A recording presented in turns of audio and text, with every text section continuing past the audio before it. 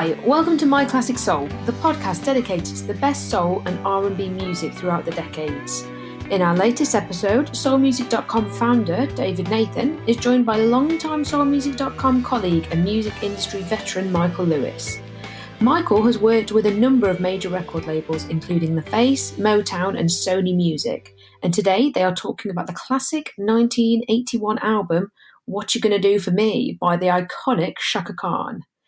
David and Michael share about how Chaka's third solo LP gave her ever-growing audience an opportunity to hear her passion for jazz with the Standout and the Melody Lingers On, A Night In Tunisia, while providing a couple of her biggest hits, the Grammy-nominated title track and the timeless dance classic, I Know You, I Live You.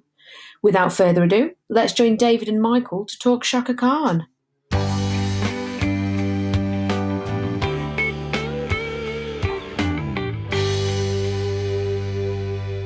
Hi, Michael. How are you today? Hey, David. I'm doing quite well. How are you? I'm good. Given all the current conditions and circumstances of the world, I'm doing all right. For a moment, sweep all that away, and we're going to focus on good things right now. And one of the good things we're focusing on today is Chaka Khan. Drum roll. What you gonna do for me? Wow. I mean, just even looking at the album cover brings back memories. I mean, 1981, and I'm just remembering, where I was in 1981. I was living in New York. I was still writing for Blues and Soul, and it was a good time. It was a good era. That particular, like late 70s, early 80s. Yes. And where were you in 1981, Michael Lewis? Actually, the first time I visited New York was in 1981. Wow. It was 2 years before I moved there. Yes. In 83. Yeah. So wow. I was on my way to New York at that time. On your way to New York. All right. Well, let's talk about this album. What's significant? There's several things about it that are significant. One of which that I think is really key to mention is that, after the first solo album, self-titled, which did really well, then there was one in the middle, the one previous to What You Gonna Do For Me, Naughty, which didn't do quite as well.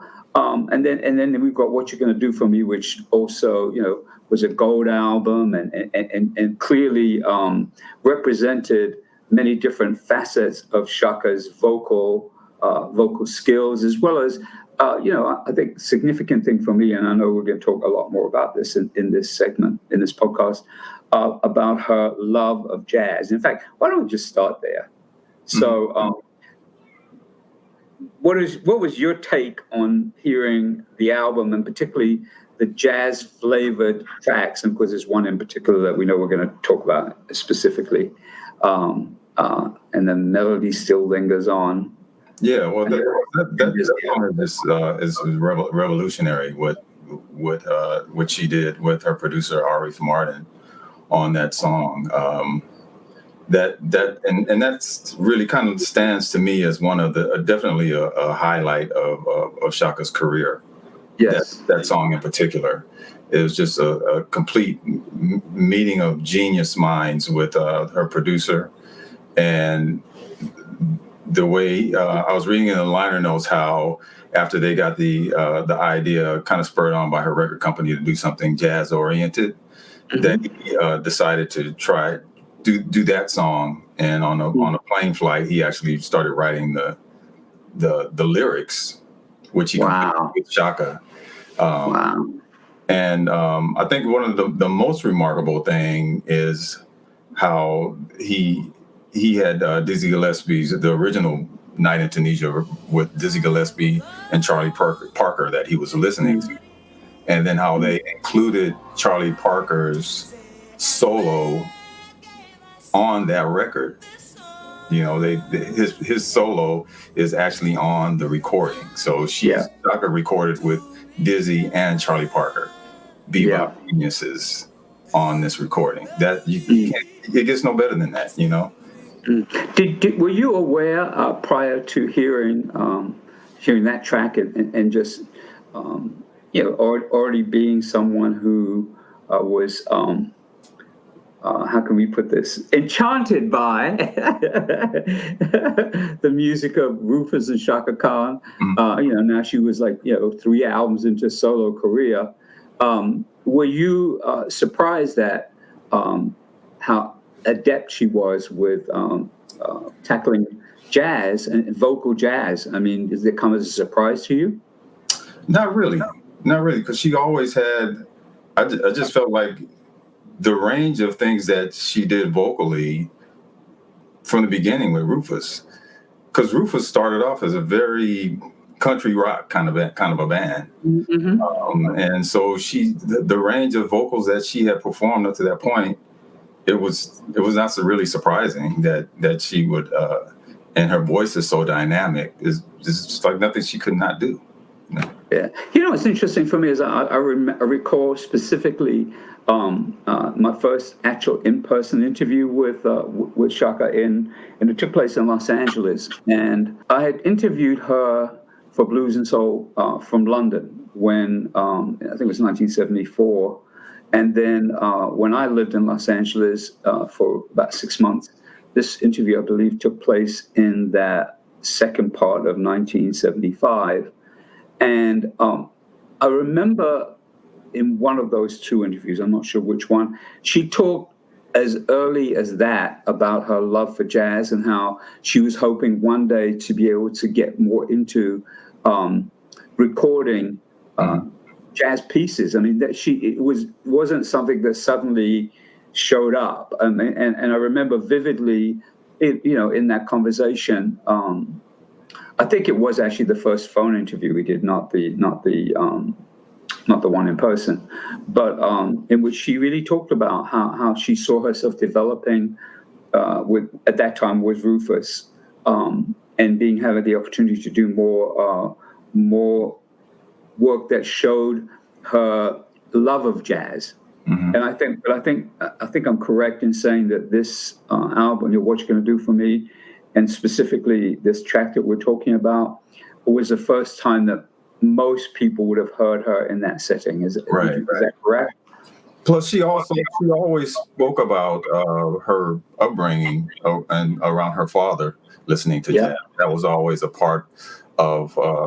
Chaka was probably more influenced by jazz growing up than she was by gospel. Oh, for sure. Yeah. Most R&B singers come out of a gospel church tradition, but Chaka did not really come through that path. Yeah, correct. Okay. So that's of course a key important track on this album, because it kind of portends what's kind of come in the future in terms of, when she does the Echoes of an Era album, and participates in that. And then, different times later on in her career, as you and I both know, whatever opportunity she had, even in some of the later Warner Brothers albums, to do pieces that really pointed to her love of jazz as an art. And of course, she did collaboration with Miles Davis, and it's just throughout her career, and then in conversations that she and I had, as I know you're well aware, she would talk about how much she wanted to do that. And of course, we went really fast forward from What You're Gonna Do For Me to seeing her perform at a venue in Los Angeles, the Strand, just outside, actually in Los Angeles, doing a whole show, which was a jazz show. And, the thing I remember most about it was brilliant. I can't remember what year it was now, but it had been 1990 something. And just the fact that she was doing My Funny Valentine, she was doing all these songs, but in that kind of setting, and it was advertised as that. It was, this is Chaka's jazz show. Did you go to it? Yes, I did. I was there. Mm-hmm. Were you and I there together?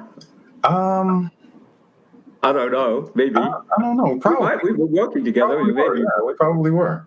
Yeah. Well, anyway, the thing that was so interesting is that even though that was what it was supposed to be, still there were people who wanted to hear Rufus and Chaka hits like Ain't Nobody, which she did at the end. But I remember making some comment about it on the stage about, this is a jazz show, y'all. That's what, that's what, So it's kind of like, it's been challenging, and then later, of course, the classic Khan album has some jazz pieces on it. Anyway, we digress. I want to go back to What You're Gonna Do For Me. It's kind of like a launching pad in some sense for fans and for music lovers to hear Chaka in a real jazz setting. Mm-hmm. Yeah. But again, on this record, the range is complete. She does so many different styles on this record. Again, and she also always has some covers on. She starts off with "We Can Work It Out." So I was reading the liner notes. She credits her brother for the idea of doing that song. Oh wow! Really? Yeah. Okay. Yes. And I think her version is closer to remember Stevie Wonder's cover. Absolutely. That same tempo. Of course, Chaka bumped it up a notch. I mean, with the horns and the musicians that are on this record, the guys from Average White Band again, Steve Ferrone and Hamish Stewart, Larry Williams from Seawind. Seawind. Yes. Oh wow, Seawind. Yes. And horn. He was keyboards and horn arrangements on a lot of these songs also. Yes. Anthony Jackson on bass. And then that's like the core group, but all throughout Herbie Hancock's on Night in Tunisia. Paulina DaCosta on percussion, Abe Laboriel's on here. The Brecker brothers are on this record. They always bring the best musicians. And this record was actually mostly recorded in Switzerland. Yeah. And as I recalled, there was some conversation that I recall having with her around that time, the release of the album, in which the comment was really that doing this in Switzerland, doing part of it in Switzerland, the whole thing wasn't recorded there, but doing a lot of the basic tracks was really a way to be in a different environment, to be in a different setting. In Montreux in Switzerland, of course, which is best known for the jazz festival, but just to be in a different environment. It was a different vibe. I remember comments about that and how that created a different kind of album. I mean, when I listen to the whole album, it is phenomenal. I mean, I, before we go any further, I have to go on record saying that my absolute favorite, probably my favorite Chaka Khan solo track, certainly at that time period, is I Know You, I Live You. I mean, I loved it when I first heard it. And on that one. I'm going to tell one on myself, and then you can tell one on yourself if you'd like, is that I remember when years and years later, there was a remix album, which had a remix of I Know You, I Live You on it. And I remember that used to be my daily exercise song when I lived in Los Angeles on Dunsmuir. And I used to, that was my morning workout. I'm not kidding. I used to put that on and dance around my living room to I Know You, I Live You remix. I mean, it was so, and I still like the whole, the horn arrangement. I just think that's just, for me, that's probably one of the best produced and arranged records I've ever heard. And that takes a lot. I've heard a lot of music over my life. Yeah. So what do you want to say about I Know You, I Live You? That song, man, just the memories of, my fondest memories are actually being in the garage, the Paradise Garage in New York. Larry Levan, the DJ there, would play that song and would build up to such a frenzy. And when she got to the climax, there would just be the lights and the sound and confetti bursting and just people going wild. It was just the most amazing. I just love that. It was and it seemed like almost every time I went there, that would happen. That song would play. It played for years. I mean, still, I of course, like you, I just still get excited when I hear it. It's just a great song. Yeah. Phenomenal. I mean, I cannot hear that song. Honestly, many years have passed since then, but honestly, I cannot hear that song without dancing. I mean, I can't even now. I just start bopping around. But wow, we could spend a whole podcast talking about "I Know You, I Live You." I mean, again, for me, the horn arrangement, it's got this amazing Brazilian kind of the whole kind of everything about it. Just brilliant record, man. Brilliant. And I also go ahead. By Arif and Chaka, they wrote it together. Yeah. And that was a dynamic combination. I mean, there's no question that,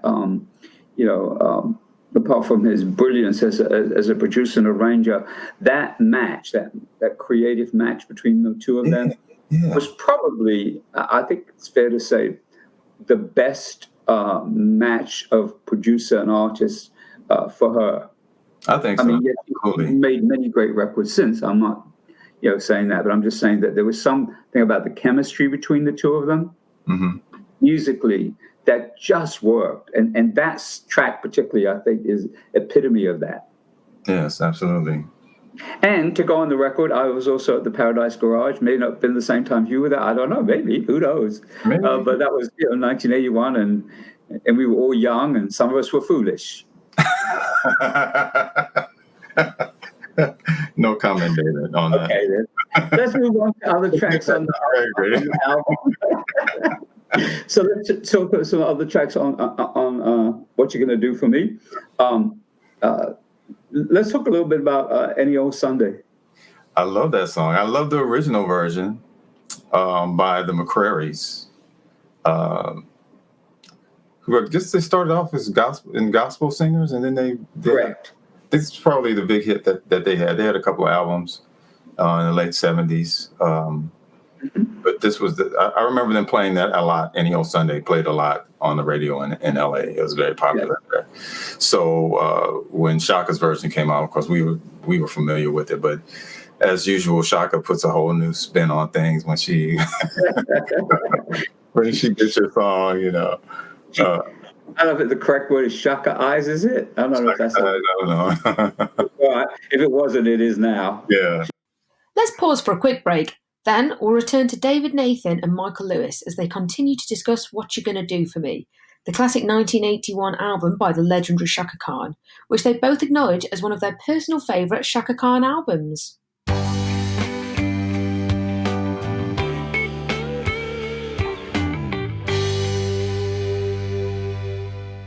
Check out In the Meantime by renowned trumpeter Willie Bradley featuring Gerald Alston, the lead singer of the legendary group The Manhattans. This jazzy groove with lyrics right on time with what's happening in the world today is on Soul Music Records, available now on all digital platforms.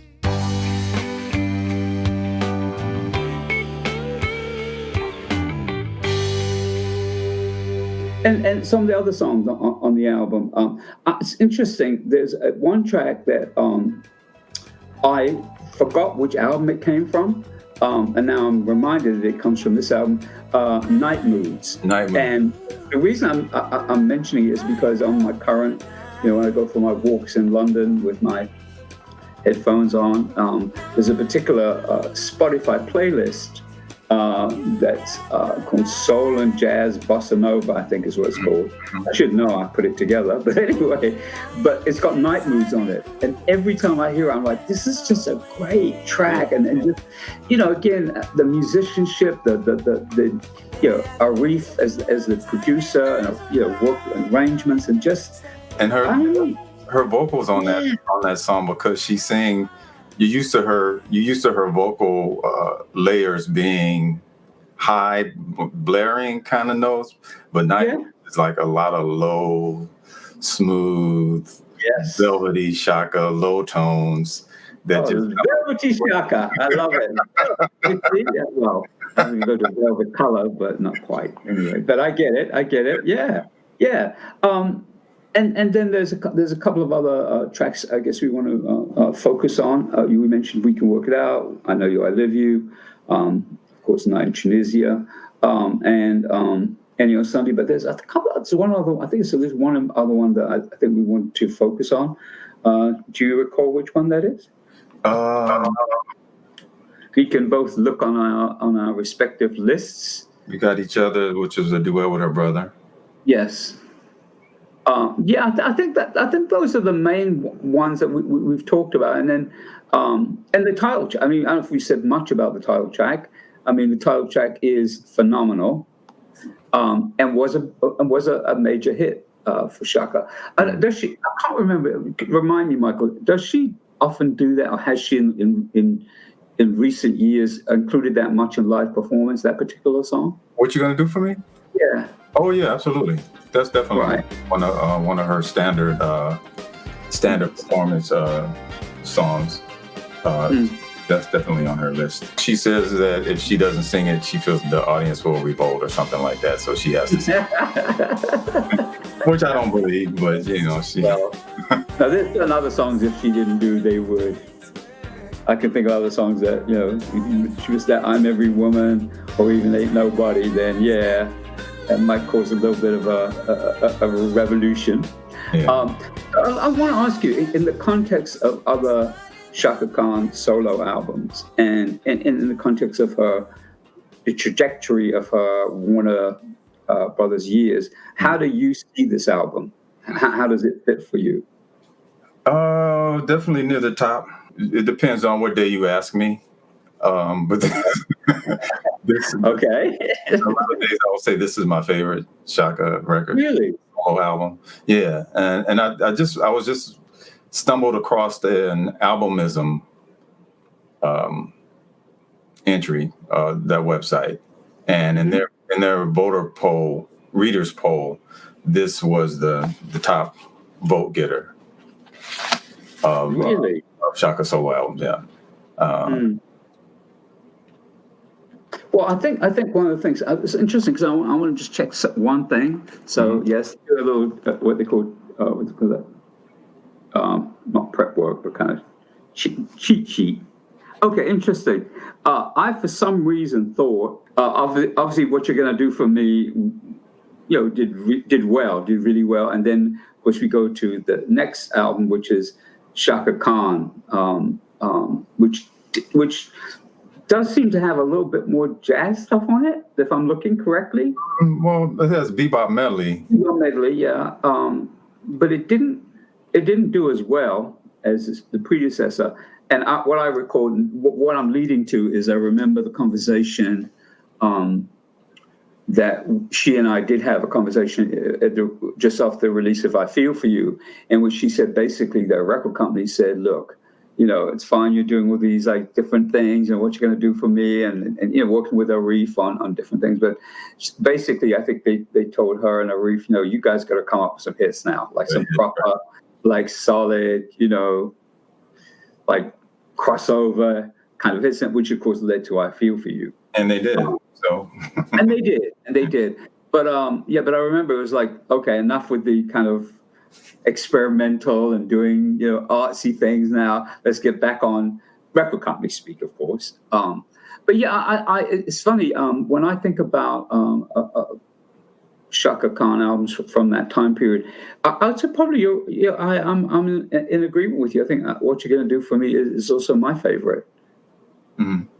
Just because track for track, I think the combination you mentioned about average white band musicians being on there, and I think you mentioned to me earlier that they also were on the first solo album, and also on the second one, Naughty, and obviously there was a chemistry there and a interaction, between musicians and vocalists, and and with Arif as the kind of commanding presence above it all. And I think they actually toured with her also.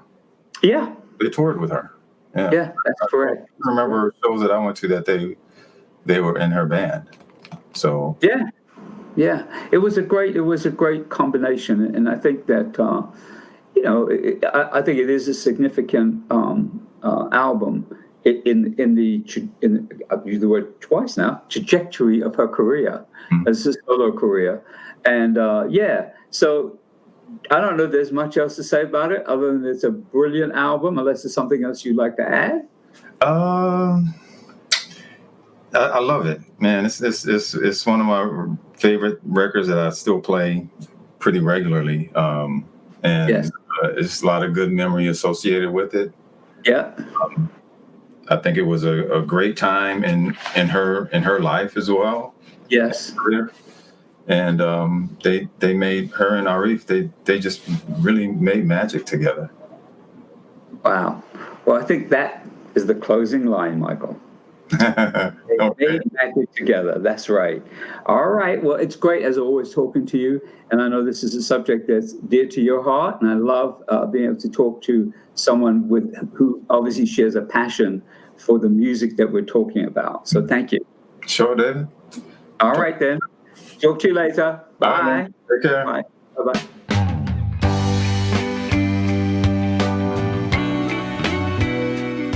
Thanks, David and Michael. Please don't forget to subscribe and leave us a review on your favourite podcast platform, and visit us for breaking news and daily updates about your favourite soul and R&B artists over at soulmusic.com. Thanks for joining us, and we'll see you next time on My Classic Soul.